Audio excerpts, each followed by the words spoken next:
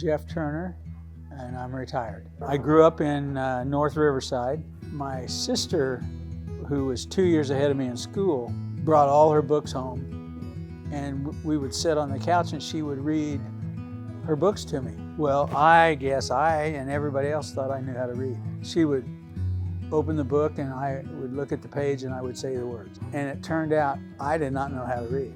In those days, you had the first reading group, the second reading group, and the third reading group. And I was firmly entrenched in the third reading group with a couple guys, and we couldn't read.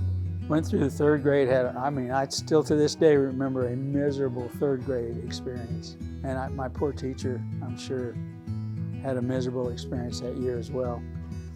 But at the end of the third grade, my mom, God rest her soul, just determined that she was going to make sure I knew how to read. And we walked to the Wichita Library. But my mom literally forced me to learn to read, starting with the basics and going up. I mean, to this day, I read slow, but I read. I read a lot. I love to read.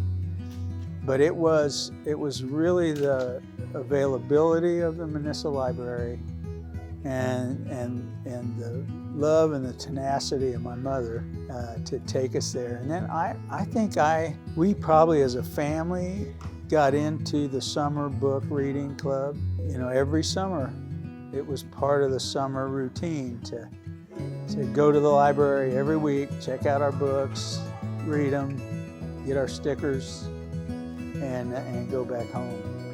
The fact that those resources were there, readily available, the programming was there. I mean, if my mom were here today, I know she'd say, I don't know how I would have done it without the library. Had I not learned to read, you know, there's no way I could have done my job. There's no way I could have gone to college. I could have faked some things, but you can't fake not being able to read. You have no idea about what things in your life are so important until after the fact. But that year was so pivotal. I was talking to an educator one time who was shocked that I couldn't read, and I was in the third grade. Shocked that I actually had a successful career, because I guess the statistics say if you can't read by the time you're in the third grade, the chances of you learning to read after that are pretty small.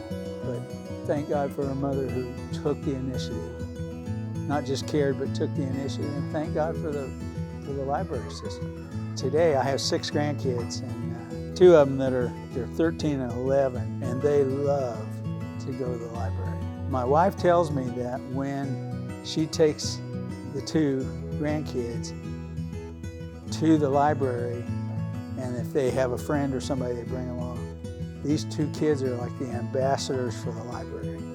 They show them everything in the library because they're so pleased with the new library. So that's my library story.